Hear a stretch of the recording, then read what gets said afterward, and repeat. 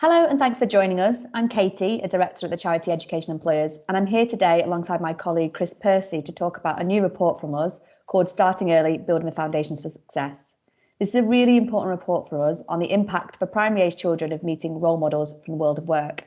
Chris, can you just tell us a bit more about what the report is? Certainly, thank you, Katie. So this report is really all about motivation and inspiration for children. How do you broaden horizons and tackle stereotypes? And really, how do you keep primary schools fun and full of learning? And this matters because we know primary is a key stage for this. The research in the report shows how stereotypes that bed down in primary are surprisingly sticky through to secondary school and beyond. You look at this at a sector level, and 7-year-old career preferences are surprisingly similar to 17-year-old career preferences. And we also know that maintaining enthusiasm for learning in primary school through that transition to secondary school is a key challenge for educators. So what this report does is present the evidence for a set of activities to help all this. Diverse role models from outside school, career-related learning, group activities, and so on. These activities do exist in a piecemeal way today, but the full potential is mostly untapped. Okay, thanks, Chris. So in terms of the structure of the report, what does it actually look like? What's in it? Yeah, we've got three main sections.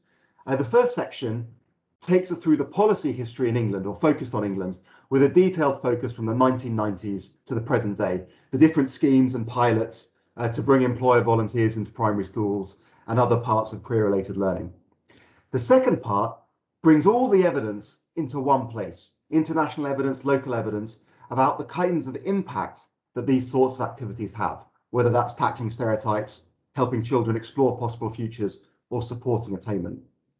The third section then becomes much more practical, with a focus on some of the good practice guidelines for making these activities a real success, supported by new analysis that compares remote activities with in-person activities and ideas on how young these activities might actually start.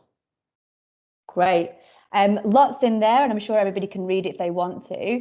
Just to bring out some of the key findings, what were some of the things that you found? And one simple finding is that in survey after survey, spanning around a decade, teachers, head teachers, and children repeatedly tell us they want more external role models and activities like this in schools, and that it helps a whole range of outcomes. Altogether, these surveys span some 1,000 teachers and 10,000 children, so we're pretty sure this isn't just a coincidence. And just to give a couple of examples, in one, 90% of primary teachers said that activities with employers help academic achievements. In another, around 9,000 children who did an event with employer volunteers provided feedback afterwards. And over 80% agreed that these events help them understand how learning maths, English, and science can be useful in many jobs. But the stronger evidence really comes from formal evaluations and academic research. So we've got a randomized controlled trial in the Netherlands showing gains in areas like persistence and creativity. We've got school level control groups in the UK that showed how 9 and 10-year-olds were benefiting in areas like aspirations, attendance, attainment, and these effects were particularly strong for disadvantaged children. Okay, lots going on in there then, and also lots on the ground. What's next for this? What do we want to happen as a result of this report? In a sense, it's simple. It's a more systematic, supported approach for doing what primary schools already tell us they want to do and already do the best they can to do, around the limitations of their budget and their other activities. Bring in more external role models, do more career-related learning, make it fun, explore possible futures. And we know this is possible.